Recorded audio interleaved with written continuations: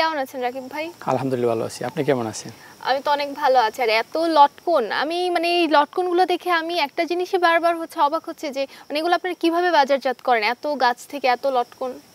এটা আপনার ঢাকা সিলেট হাইওয়ের পাশে একটা বাজার আছে মরজাল বাস মানে স্ট্যান্ড। ওটা কি আপনাদের নরসিংদীর মধ্যে পড়েছে? জি, নরসিংদীর মধ্যে। আচ্ছা। ওইখান থেকে পাইকার আসে আর আমরাও নিয়ে যাই ওই বাজারে ফল। আচ্ছা, মানে পাইকাররা কি আপনাদের বাগানে এসে নিয়ে যায়? জি। আচ্ছা আচ্ছা, সেক্ষেত্রে কিভাবে নেয়? মানে ওটা কি মানে পরিমাণ হিসেবে নাকি পুরো গাছ হিসেবে? না, পরিমাণ হিসেবে 20 কেজি 40 কেজি আচ্ছা খাসির মধ্যে করে নিয়ে যাই। আচ্ছা আচ্ছা, সেক্ষেত্রে আপনারা তো মানে পাইকারদের কাছে যখন বিক্রি করছেন সেটার দামটা কিরকম হয়? দাম আপনার ফলের উপর ডিপেন্ড করে। ছোটটার একটু দাম কম, ভালো ফ্রেশটার একটু দাম বেশি। আচ্ছা আচ্ছা, আর এমনি যে সাইজের যে বিষয়টা, কিছু লটকন দেখে যে অনেক বড় হয় কিছু ছোট হয়, তো সেগুলোকে আপনারা মানে বড়গুলো আলাদা দিন ছোটগুলো আলাদা দিন নাকি ছোট বড় মিক্সড করে তারপরে বাজারে পাঠাচ্ছেন? না, আমরা ছোটগুলি আলাদা করি আর বড়গুলি আলাদা করে দুইটা কাছির মধ্যে তখন ভরে নিয়ে যাই। আচ্ছা আচ্ছা, আর এমনিতে যদি আপনারা খুচরা বাজারে বিক্রি করেন লটকন, সেক্ষেত্রে এখন সেটার বাজার মূল্য কীরকম? খুচরা আপনার ফ্রেশ লটকনটা 150 থেকে সাইজের উপর ডিপেন্ড করে। আচ্ছা আর ছোটগুলি একটু দাম কম। আচ্ছা, আর ওই 150 যেটা আপনারা পাইকারদের কাছে দিচ্ছেন সেটা আপনারা কি রকম দামে দিচ্ছেন? এটা 150 করে আমরাই দিচ্ছি পাইকাররা। ওনারা ঢাকা সিলেট বিভিন্ন জায়গায় বাংলাদেশে ওনারা খুচরাভাবে বিক্রি করে। আচ্ছা, সেক্ষেত্রে সেটা কি আরো দামটা বেড়ে যাচ্ছে? জি। তো ভাই, আমি তো দেখছি যে আপনার গাছগুলো অনেক বড়, মাশাআল্লাহ, মানে একদম উপরের দিকে গিয়েছে। তো এগুলো আসলে বয়স কিরকম হবে এই গাছগুলোর? 20 বছর হবে। আচ্ছা, তার মানে তো গাছগুলো কি আপনি পৈতৃকভাবে পেয়েছেন? জি, আমার দাদা লাগাইছে, তারপর আমার বাবা যত্ন করে, আমিও। আচ্ছা, তো এই বাগানে এরকম গাছ কতগুলো আছে? গাছ আছে প্রায় 200-র মতো। তো আমি যদি ধরেন আপনাকে মানে স্পেসিফিক একটা করে গাছ বলি যে গড়ে আপনি গাছগুলো থেকে কি পরিমাণ লটকন পান একটা গাছ থেকে? মিনিমাম 3-4 মণ। আপনাদের তো খরচ অনেক কম, মানে লটকন চাষে যেহেতু গাছটা লাগানোর পর আপনাদের ওই বছরে এককালীন যত্নটা ছাড়া খুব বেশি যত্ন করতে হয় না, তো খরচ কম, সেক্ষেত্রে লটকনের দামটা কেন এত বেশি? এটা বাংলাদেশে সব জায়গায় হয় না। আচ্ছা। আর আমাদের নরসিংদীর লটকনটা অনেক সুস্বাদু লটকন। কিছু লটকন হয় গাজীপুরে, ময়মনসিংহ, সেগুলি ভালো না। আচ্ছা আচ্ছা, আর অন্য ফলের তুলনায় দাম এত বেশি না। একটা গাছ থেকে আসলে কি পরিমাণ আপনারা ফল, মানে কি পরিমাণ দামের ফল বিক্রি করতে পারেন? ভালো লটকন আপনার 5 মণ বিক্রি করা যায় বড় গাছে, 4000 টাকা 5000 টাকা মণ একটা গাছ থেকে। মানে এটা কি লটকনের এই দামটা কি ওঠানামা করে কি সময়ের সাথে, যে প্রথম দিকে দামটা কম বা বেশি বা শেষের দিকে কম বা বেশি এরকম কিছু? জি জি।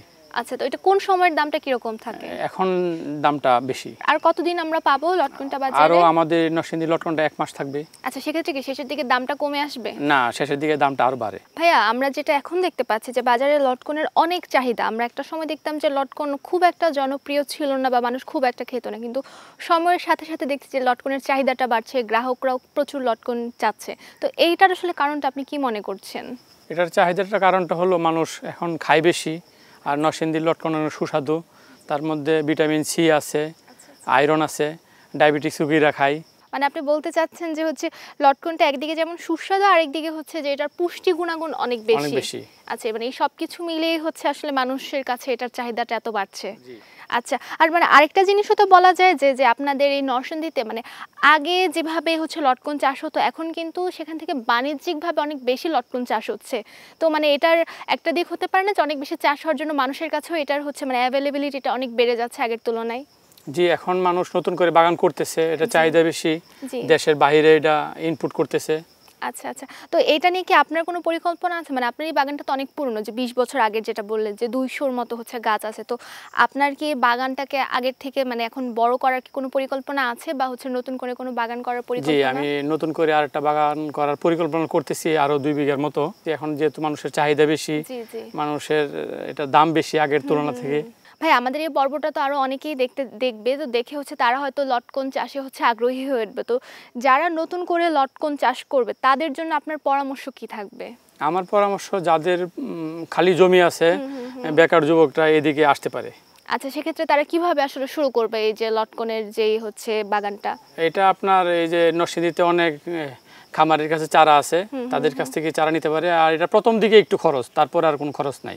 আচ্ছা, মানে আপনি মোটামুটি কি লটকন চাষ করে লাভবান হচ্ছেন? জি। নতুন গাছ বা হচ্ছে মানে বড় গাছ যেগুলো, এগুলোর কি যত্নের কোনো পার্থক্য হয় না, একই রকম যত্ন?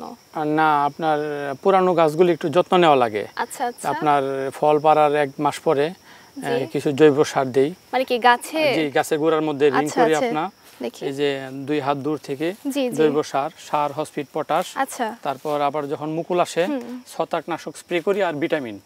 আচ্ছা। ভিটামিন দেওয়ার পরে তখন কুশি হয়, কুশিগুলি একটু পরিষ্কার করি, পরিষ্কার করার পরে আর বেশি যত্ন করা লাগে না। আচ্ছা, মানে প্রথম আপনি যেটা বললেন যে রিং করার যে বিষয়টা, এইটা কি হচ্ছে মানে পুরোপুরি হারভেস্ট করা শেষ হয়ে গেলে তারপরে করছেন? জি।